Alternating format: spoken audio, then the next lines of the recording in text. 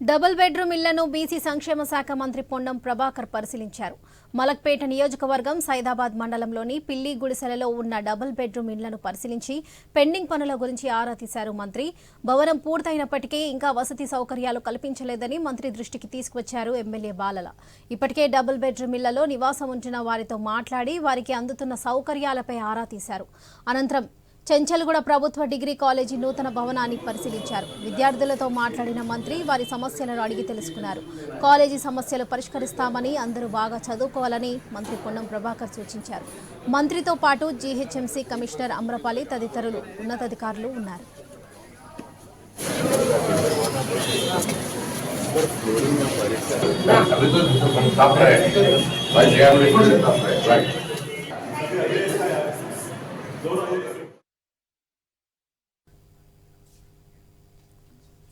మంత్రి పొన్నం ప్రభాకర్ మాట్లాడుతున్నారు. ఇప్పుడు లైవ్ చూద్దాం. గ్రావిటీ ద్వారా నీళ్ళు వచ్చే అవకాశం ఉండేనో ఆ అవకాశాన్ని కూడా పక్కకు జరిపి ఇవాళ మీరు అటు ప్రాణేత నుంచి ఇటు శ్రీరామ్ సాగర్ నుంచి అటు గోదావరి నుంచి వచ్చే నీళ్ళన్నింటినీ గ్రావిటీ ద్వారా ఎల్లంపల్లి ద్వారా మిడిమానేర్ లోయర్ మానేర్ ఉండపోచమ్మ రంగనాయ సాగర్ మల్లన్న సాగర్ కోదాడ దాకా తీసుకుపోయేటువంటి ఒక అవకాశాన్ని మీరు చేజార్చుకున్నారు. మేము తప్పకుండా అవన్నీ పూర్తి చేసుకొని తమ్మిడిహట్టితో బాటుగా ఈ తెలంగాణ ప్రాంతానికి ఇరిగేషన్ గా ఏదైతే ప్రాధాన్యత ఇవ్వాలో పనులు దాదాపు పూర్తయి కొద్ది శాతంలో పెండింగ్ ఉన్నాయో వాటన్నిటికీ మొదటి ఫేజ్ గా కార్యక్రమం తీసుకోవడం. అందులో గౌరవెల్లి లాంటి ప్రాజెక్టు కూడా మొన్ననే 430 కోట్లు కేటాయించడం జరిగింది. నిన్న కూడా ఎస్ఎల్బిసి టన్నెల్ చూడడానికి గౌరవ మంత్రుల బృందం వెళ్లారు.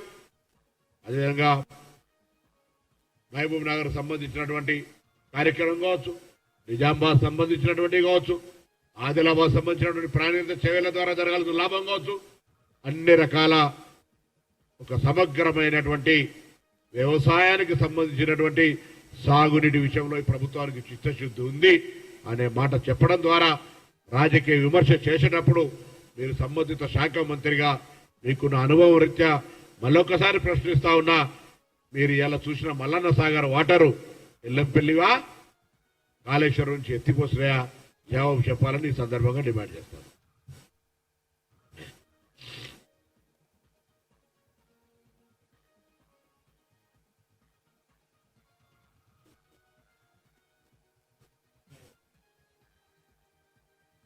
ఎల్లంపల్లిలో కాళేశ్వరంలో అంతర్భాగం వేరు. నేను మళ్ళీ కూడా చెప్తాను, కాళేశ్వరంలో అంతర్భాగం అంటే నేను కట్టిన ఎల్లంపల్లి ద్వారానే కదా నీళ్ళు వచ్చేది. నేనేం వేరే జాదు మంత్రి కాదు కదా. డైరెక్ట్ వారణదేవుడికి ఒక రిక్వెస్ట్ చేసి మల్లన్న సాగర్ నిండినట్టు మాత్రమే వర్షం పడమని చెప్పడానికి నేచురల్. నేనేమంటున్నా, నేను కూడా ఇప్పుడేమనలే ఇది కాళేశ్వరంలో అంతర్భాగం కాదు అనేటువంటి మూర్ఖుని కాదు, కానీ ఇవి కాళేశ్వరం నీళ్లు కాదు అనేంత ధైర్యం కూడా నా దగ్గర ఉంది. చర్చకు కూడా నేను జవాబు చెప్పగలిగేటువంటి శక్తి నా దగ్గర. నేను ఇంజనీర్ కాకపోయినా సోషల్ ఇంజనీరింగ్ లో నేను చదువుకున్నటువంటి రైతు బిడ్డగా నీళ్ళు ఏడు నుంచి వస్తాయి, ఎట్లా వస్తాయి, ఏడుకే జరిగింది ప్రాజెక్టు, ఆ జిల్లా బిడ్డగా జిల్లాలో ఉన్నటువంటి ఇరిగేషన్ ప్రాజెక్టుల యొక్క స్వరూపం మొత్తం మెదడులో ఉంది కాబట్టి నేను చెప్పగలుగుతా ఉన్నా. నేను అడుగుతా ఉన్నాను ఇప్పుడు కూడా మళ్ళీ ఎల్లంపల్లి నువ్వు కట్టలే, కట్టినవా? మిడిమానేరు నేనే ప్రారంభించాను కదా, దాని తదుపరి కదా నువ్వు దాని మిడిమానేరు సంబంధించి ఈ పేరు పనులు పూర్తి చేసిన మాత్రాన్ని నువ్వే దాని రూపకల్పన చేసినా ఎట్లా చెప్పుకుంటావు? నేను మళ్ళీ చెప్తాను, ఒక మనిషి రూపంలో ప్రాణహిత చేవెళ్ళ రూపొందిస్తే దాని పేరు ప్రాణహిత చేవెళ్ళ అయితే ఒక తలను మార్చి దాని పేరు కాళేశ్వరం పెట్టినంత మాత్రాన మనిషి రూపంలో ఉన్న ఎల్లంపల్లి మిడిమానేర్ మిగతా కింది ప్రాజెక్టుల రూపం మారదు. అది మారకపోతే అది ఉపయోగించుకుంటుంటే అది తల వల్ల మాత్రమే జరుగుతుందని చెప్పుకుంటే పొరపాటు అవుతుంది. కాళేశ్వరం ఫెయిల్ అయింది, కాళేశ్వరం నిష్ప్రయోజనమైంది. కాళేశ్వరం చుక్క నీళ్లు కూడా ఎల్లంపల్లికి ఎత్తిపోయబడలేదు.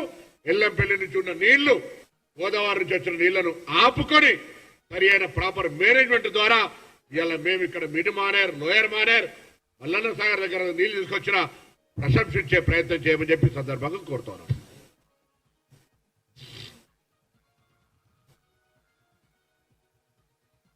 ఇది కాంగ్రెస్ ఆర్గ్యుమెంట్ కాదు, కాంగ్రెస్ పార్టీ కావలసుకొని నేను అధికారంలో మేము ఆనాడు లేము, కుంగిపోయినాడు. మీరే విస్ఫోటం అని కేసులు పెట్టింది మీరే. దాని తర్వాత మేము స్వయంగా మీలాగా రిటిజన్ ఇంజనీర్లుగా మారలే. మేము సాంకేతిక సలహా తీసుకొని దాని విచారణ కమిషన్ వేసిన, విచారణ కమిషన్ జరిగేటప్పుడు దాని మీద నేను వ్యాఖ్యలు చేస్తే పొరపాటు అవుతుంది కాబట్టి నేను మాట్లాడతలేను.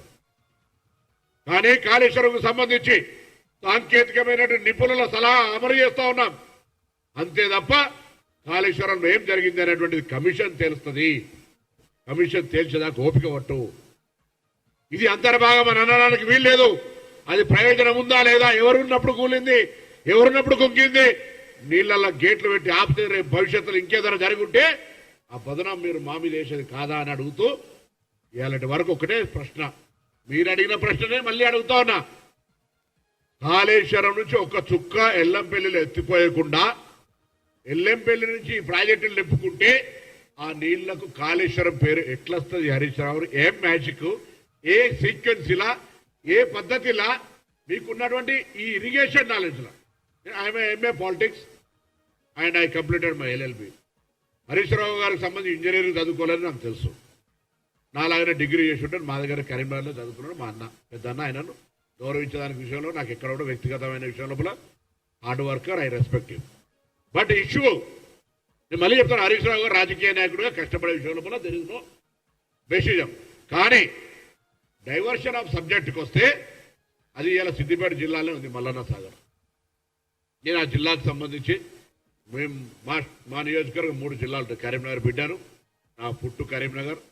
సరే హన్మకొండ 2 మండలాలు వస్తుండొచ్చు, సిద్దిపేట కింద జిల్లా హెడ్ క్వార్టర్ ఇప్పుడు హుస్నాబాద్ ఉండొచ్చు. కానీ ఉమ్మడి జిల్లా ప్రాజెక్టుకు సంబంధించిన ఎల్లంపల్లి కావచ్చు, కాళేశ్వరం కావచ్చు, మిడ్ మానేరు కావచ్చు, లోయర్ మానేరు, చిన్న పిల్లలను లోయర్ మానేరు కట్టుకున్నప్పుడు అది కూడా ఇలా ఎల్లంపల్లి అంతర్భాగం అయితే, కాళేశ్వరంలో అంతర్భాగం అయితే, మీరు మిషన్ భగీరథ కింద తీసుకున్న ఆనాడు కట్టిన అనేకమైనటువంటి త్రాగునీటి ప్రాజెక్టులకు బ్లూ రంగ్ వేసి మీరు మిషన్ భగీరథ కలుపుకొని ఇది మేము మిషన్ భగీరథ నీళ్ళు ఇచ్చామని చెప్పుకున్నట్టుగా కాదు కదా అన్న. అందుకే మళ్ళీ అడుగుతాను, కాళేశ్వరం నుంచి ఒక్క చుక్క ఎత్తిపోయకుండా ఎల్లంపల్లి మల్లన్న సాగర్ దాకా నింపితే ఆ నీళ్లకు కాళేశ్వరం పేరు ఎట్లొస్తుంది చెప్పు, ఆ మ్యాజిక్ అని కోరుతూ నమస్కారం.